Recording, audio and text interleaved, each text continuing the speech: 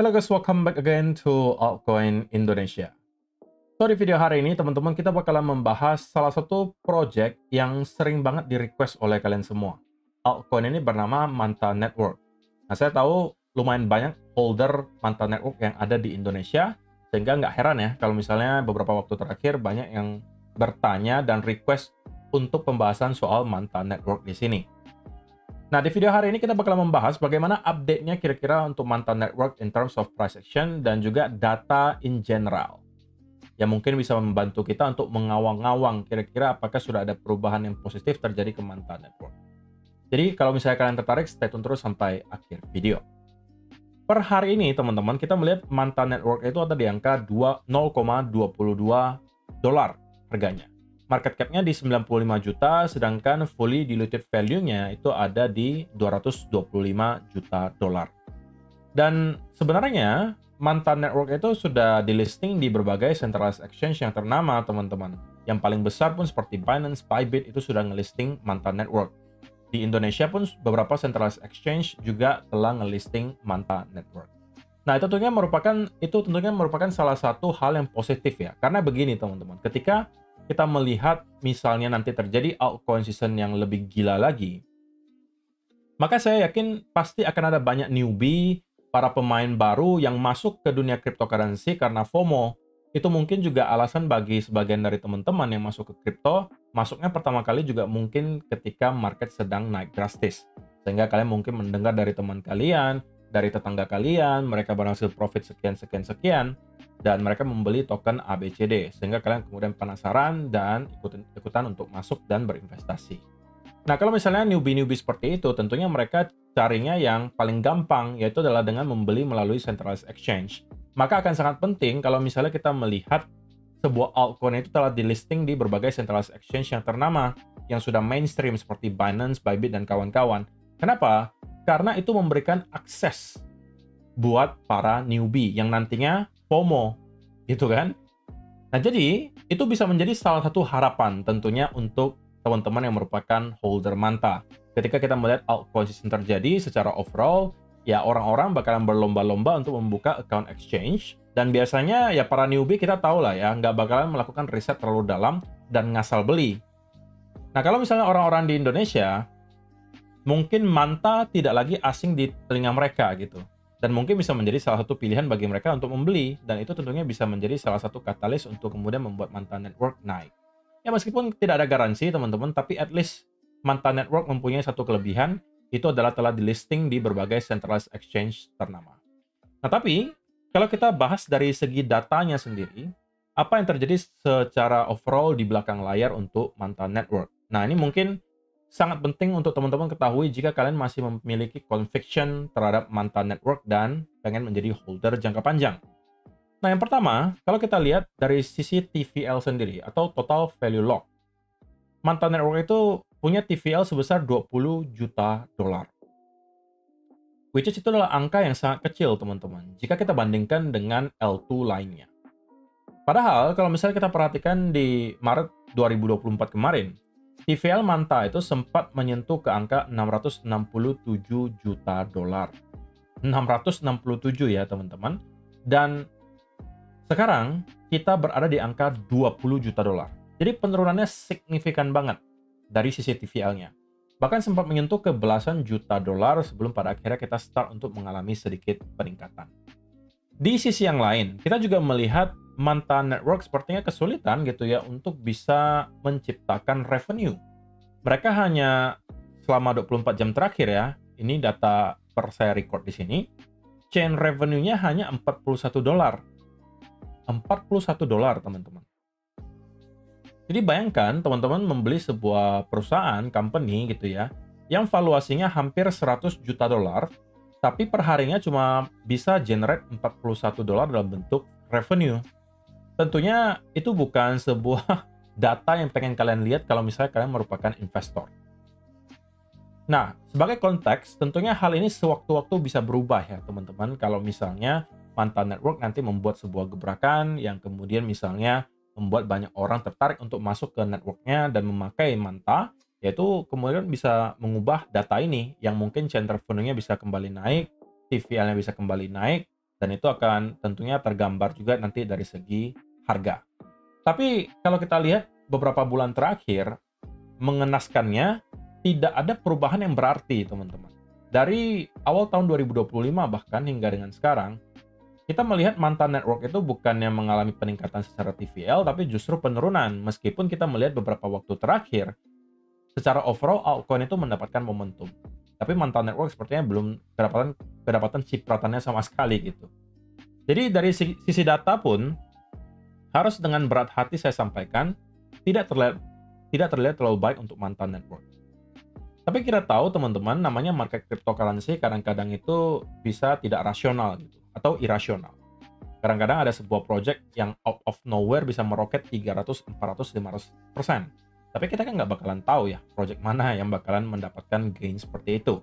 Apakah itu bisa menjadi Manta? Ya bisa aja. Tapi kalau misalnya saya mempunyai uang, dan belum saya masukkan ke dalam project altcoin manapun, dan saya melihat data seperti ini, maka saya ngeri untuk masuk, teman-teman.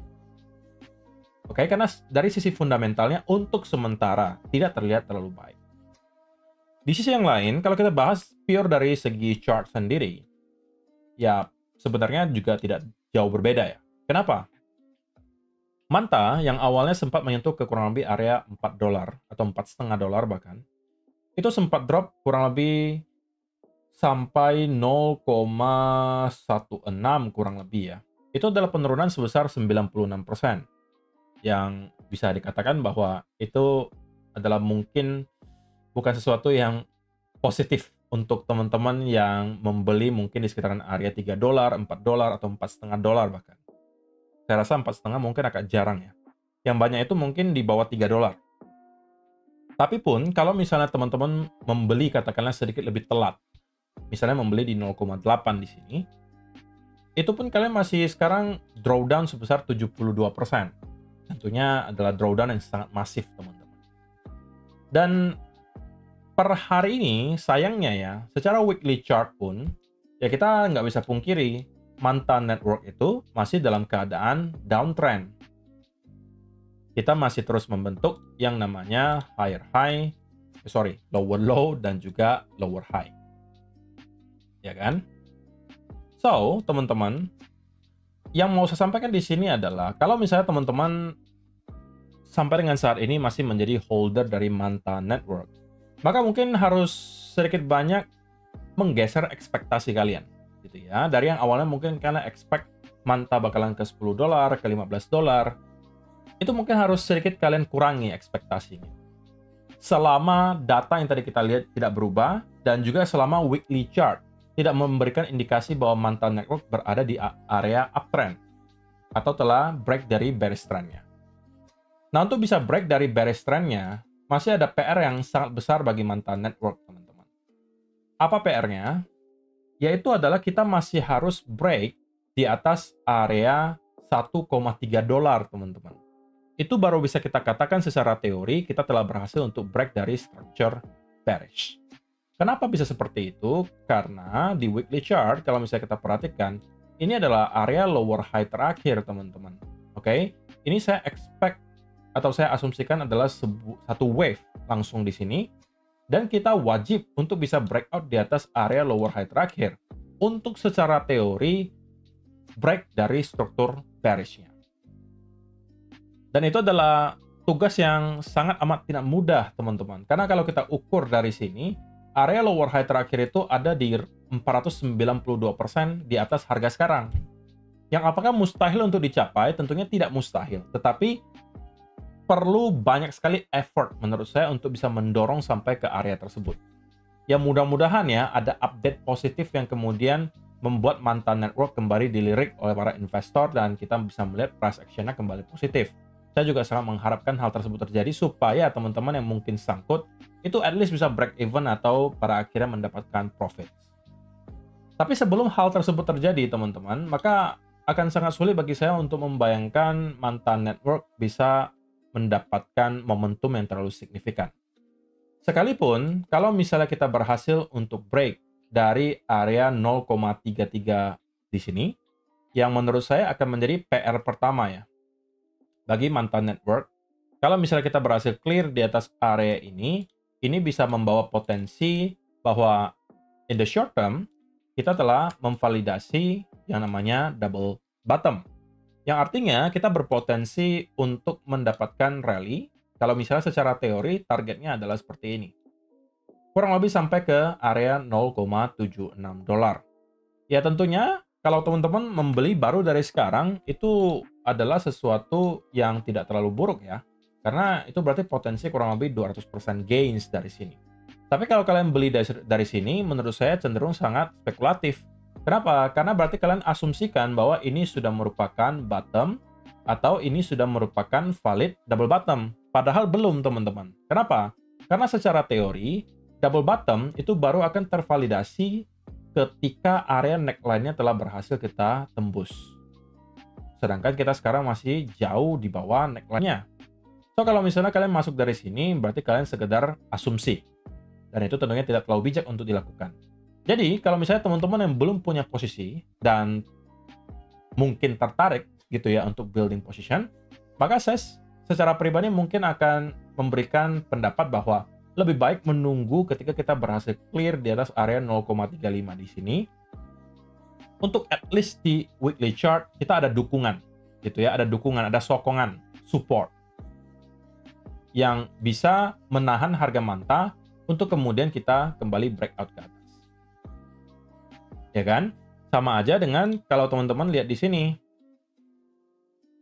Kita breakout di atas area resistance di sini. Oke, retest dan kemudian kembali naik, tapi itu hanya short lived dan kita kemudian kembali drop. Nah, sama, kalau misalnya teman-teman mau masuk, ya saya lebih prefer untuk menunggu dia break and then retest dan itu bisa menjadi tempat bagi teman-teman untuk building position. Targetnya di mana? Kalau misalnya kita sampai berhasil untuk breakout di atas area double bottom di sini, ya tadi 0,7 sampai 0,8 saya rasa akan bisa menjadi target. Tapi minimum kita bakalan hit ke angka 0,57 sampai 56 di sini karena ini merupakan area yang sebelumnya juga sebagai support yang harusnya sekarang bisa kita flip kembali menjadi area resistance. So, teman-teman, itu akan menjadi target pertama kalau misalnya teman-teman masuk di area double bottom di sini. Kalau katakanlah kita asumsikan itu bakalan tervalidasi. Kalau kita berhasil break di atas area tersebut, ya kita bisa expect target double bottomnya bakalan tercapai di kurang lebih 0,7 sampai 0,8. Nah, barulah kalau misalnya kita berhasil breakout lagi di atas area lower high terakhir yang ada di sini, nah itu baru teman-teman mungkin boleh consider, oke, kita mungkin secara long term bakalan shifting momentum dari bearish menjadi bullish dan kalian tinggal tunggu pullback-nya untuk kemudian building position di sini. Dan kalau itu yang terjadi, kita mungkin bisa expect manta untuk kemungkinan kembali ke area all time high atau bahkan breakout ke all time high yang baru. Nah, tapi sebelum semua hal tersebut terjadi, sebelum kita bisa clear di atas area double bottom di sini, maka saya akan dengan harus berat hati ya mengatakan bahwa teman-teman yang mungkin punya barang manta masih harus bersabar gitu ya. Karena belum ada indikasi sama sekali yang menunjukkan buyers yang sekarang telah memegang kendali. Oke, dan nasib dari manta itu masih akan sangat bergantung juga kepada bagaimana performa altcoin secara overall. Kalau misalnya secara overall altcoin mengalami kenaikan, ya kalian juga bakalan melihat manta merangkak naik ke atas. Tapi sebaliknya, kalau kita melihat secara overall altcoin mengalami sell off, kita juga akan melihat manta ikutan arus. Akan sangat sulit bagi saya untuk membayangkan untuk sementara waktu manta untuk bisa tiba-tiba melawan arus. Jadi itu yang mungkin bisa saya sampaikan. Nah, kemudian bagaimana kalau misalnya teman-teman yang sudah punya barangnya dan sangkut sekarang? Nah, jawabannya ini bakalan sangat bergantung ya kepada bagaimana profil resiko teman-teman masing-masing. Ada beberapa opsi yang bisa kalian lakukan gitu ya. Cara pertama yang menurut saya sebenarnya paling sakit, tapi ini mungkin yang terbaik, adalah kita pivot aja. Kalian jual mantanya, apalagi kalau nominal yang kalian punya cukup besar ya.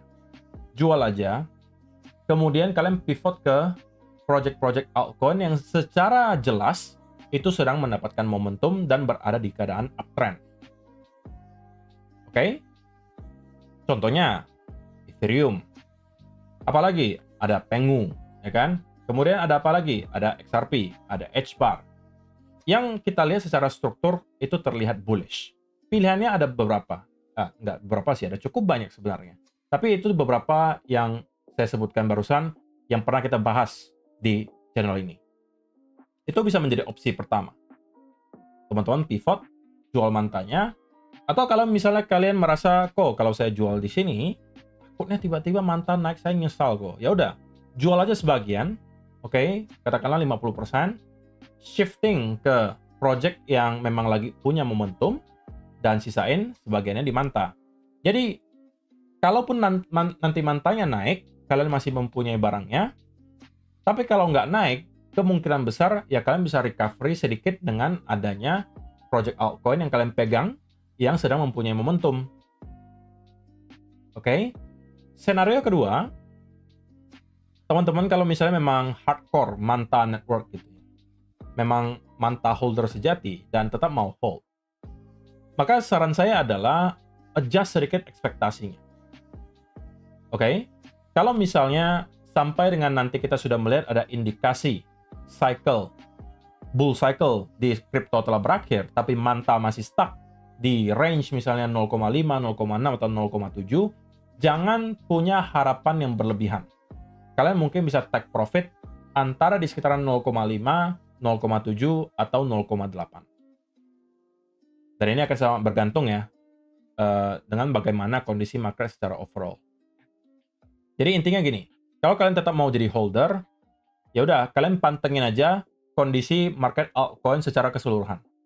Kalau sudah ada indikasi bahwa keseluruhan altcoin itu sepertinya sudah kesulitan untuk naik dan mungkin akan kembali mendapatkan pullback yang signifikan, kalian juga sudah harus start untuk out dari manta.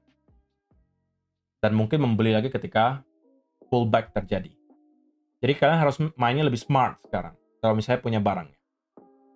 Jadi kalau kalian terus memiliki ekspektasi yang berlebihan, misalnya sekarang kalian masih katakan, kok saya mau jualan manta saya di angka $10, kalau nggak hit 10 saya nggak mau jual. Nah itu yang berat seperti itu. Oke, itu yang bingalnya seperti itu. Jangan seperti itu ya teman-teman. Senarionya ada dua, caranya ada dua tadi saya sebutkan. Yang pertama kalian bisa jual sebagian mantanya, sebagian kalian pivot ke altcoin yang sedang mempunyai momentum.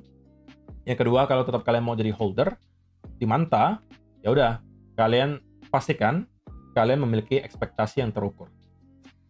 Dan kalian bisa aja terus melakukan dollar cost averaging untuk menurunkan harga rata-rata pembelian kalian yang mungkin awalnya di 0,9, kalian terus dollar cost averaging, dan ujung-ujungnya misalnya dapat di harga rata-rata 0,5, ya kalian bisa nanti break even ketika misalnya manta hit ke angka tersebut. Tapi itu pun kalau kalian sangat yakin manta bakalan ikutan naik. Kalau kalian tanya saya secara pribadi, bakalan naik nggak kok kira-kira manta? Jawaban saya, manta bakalan naik ketika secara overall altcoin market itu juga sedang dalam keadaan bullish. Jadi intinya dia bakal ngikut arus. Secara overall altcoin naik, dia juga bakalan ikut naik. Secara overall altcoin turun, dia juga bakalan ikut turun. Sesimpel itu. Terima kasih untuk teman-teman yang telah menonton sampai selesai video hari ini. Semoga bisa bermanfaat untuk kalian semua. See you in the next video. Bye-bye.